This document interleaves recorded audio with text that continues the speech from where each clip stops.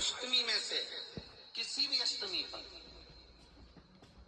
चाहे उजाले की हो चाहे अंधेरे की, शुक्ल पक्ष की हो चाहे कृष्ण पक्ष की, एक बेलपत्र 3 अष्टमी पत्र आप कभी दिल से, कभी मौका मिले हृदय से, दामोदर मास में, कार्तिक मास में अशोक सुंदरी वाली जगह का स्पर्श कर भगवान शंकर के शिवलिंग पर एक बार समर्पित कर देखना और दूसरे वर्ष इंतजार करना कि तुमने कार्तिक महीने में अष्टमी के दिन बाबा को शमी पत्र बेलपत्र दिया था, क्या बाबा ने तेरे घर में धन और वैभव दिया कि नहीं दिया?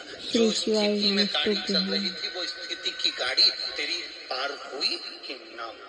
श्री शिवाय नमस्ते। कितने बेलपत्र? बोलो बोलो, जम के बोलो जरा। श्री शिवाय शमी पत्र नमस्ते। एक बेलपत्र 3 शमी पत्र। ये जो कार्तिक महीने में दामोदर मास में आप एक बेलपत्र 3 शमी पत्र अष्टमी के दिन, चाहे शुक्ल पक्ष की हो चाहे कृष्ण पक्ष की हो, ये दोनों अष्टमी में से किसी भी अष्टमी को जब आप समर्पित करें, श्री शिवाय नमस्ते, तो चंपेश्वर महादेव का नाम लेकर, कौन से महादेव? जम के बोलो जरा, सबकी आवाज आना चाहिए। चंपेश्वर महादेव, केवल चंपेश्वर महादेव का नाम लेकर आप अशोक सुंदरी का स्पर्श कराकर शंकर भगवान के शिवलिंग पर समर्पित करें। अशोक सुंदरी तो मालूम है ना सबको? श्री शिवाय। जैसे ये शिवलिंग, ये जलाधारी, ये बीच में से जो तो लाइन गई गणेश कार्तिकेय, और बीच में एक लाइन जाती है मोटी सी शिवलिंग के सम्मुख में, उसको अशोक सुंदरी का स्थान कहा। शंकर भगवान के ऊपर जो जल की जलाधारी लगती है, जिसमें से बूंद बूंद पानी गिरता है, वो भगवान शंकर की 5 बेटियां हैं जो ऊपर कलश के रूप में रखी रहती हैं, जिसमें से बूंद बूंद जल नीचे गिरता है। जया, विषहरा, शामली बारी, दौतली, देव, शिव जी की 5 बेटी, शंकर भगवान की 6ठी बेटी अशोक सुंदरी बीच में।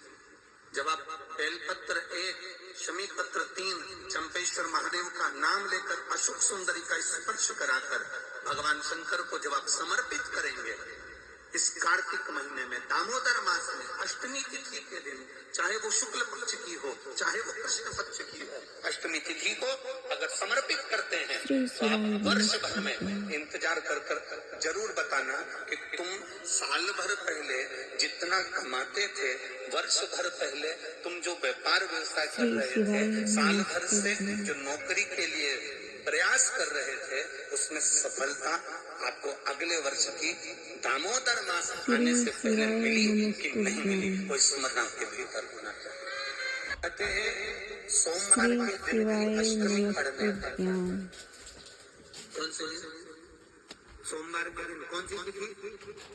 जम के बोलो, अष्टमी।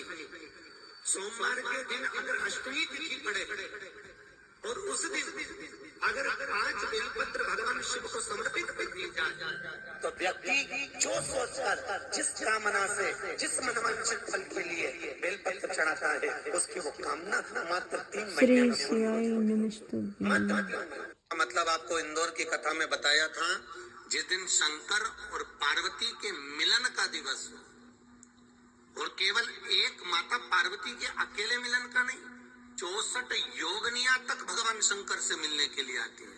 कहते हैं भगवान के जितने जितने विवाह हुए थे ना, उमा से, सती से, कात्यायनी, कुष्मांडा, चंद्रघंटा, स्कंदा, ये जितने जितने जितने भगवान के विवाह हुए थे, अनेक अनेक उमा आदि आदि जितनी भी भगवान की जो मंगल विवाह हुए थे, सारी माता पार्वती के जितने अंश हुए हैं, माता पार्वती के जितने स्वरूप हुए, ये सारे स्वरूप, सारे अंश माता पार्वती के। ये सोमवार के वृक्ष की पत्तियों पर शयन करेंगे और भगवान शंकर उनका अनुमोदन करेंगे, तब श्री हनुमान जी महाराज उनसे विनती करने के लिए पधारते हैं। 33 कौटी देवता, भगवान विष्णु जब शयन से उठते हैं, देवसोनी एकादशी को जब भगवान उठेंगे, नेत्र खोलेंगे, तो प्रथम दर्शन भगवान विष्णु श्रीमद् भागवत कथा, स्कंद पुराण, पद्म पुराण, अग्नि पुराण, जितने भी पुराण उठाना चाहे सारी पुराणों को उठाकर देखना कि प्रथम वर्णन आपको मिलेगा कार्तिक महत्तम का कि भगवान नारायण सर्वप्रथम जब नेन खोलते हैं अपनी देव सोनी एकादशी से सोकर देव उठनी एकादशी पर जब उठते हैं तो भगवान नेत्र खोलकर सबसे पहले किसका दर्शन करते हैं? किसका दर्शन? स्कंद पुराण कहती है, विष्णु पुराण कहती है कि भगवान नारायण जब नेत्र खोलते हैं तो खुद की अर्धांगिनी लक्ष्मी भी महाराज ब्रह्मा आदि देवता सब खड़े और भगवान नेत्र नहीं खोलते। कब तक? जब भगवान शंकर अपने ही मुख से भगवान श्री हरि का गुणगान नहीं गाते, डमरू का नाद नहीं। आंवला नवमी का आप लोग साधना करते होंगे। जब कार्तिक के महीने में आंवला नवमी का व्रत आता है श्री शिवाय नमस्ते। जो उपवास नहीं भी रखते हो, जो पूजन नहीं भी करते हो, उनसे मेरा निवेदन है कि स्कंद पुराण में कार्तिकेय के पावन चरित्र में स्कंद पुराण में स्पष्ट किया गया। और कल्याण का कार्तिक खंड पढ़िएगा, कभी योग लगे तो गीता प्रेस गोरखपुर का कार्तिक खंड पढ़िए। आप पढ़ेंगे तो उसमें मिलेगा आपको कि आंवला नवमी के दिन आंवले के पेड़ के नीचे घी का दिया लगाकर मध्याह्न से पहले दोपहर के 12 बजे से पहले आंवले के पेड़ के नीचे आंवला नवमी के दिन कार्तिक के महीने में स्कंद पुराण कहती है जो घी का दिया लगाकर पूजन कर कर अपना पल्लू पसार कर आंवले के वृक्ष की डाली में से उस पे लगी हुई थोड़ी सी छाल को अपने अंगूठे और चीटी उंगली से अपने पल्लू में गिराकर ले जाकर लाल कपड़े में हल्दी के साथ अपनी तिजोरी में अलमारी में रख लेता है। उसके घर में कभी बरकत की कमी नहीं होती, उसके घर में कभी संपदा की कमी नहीं होती, उसके घर में धन वैभव सत्ता बढ़ती है। जम के बोलो अष्टमी।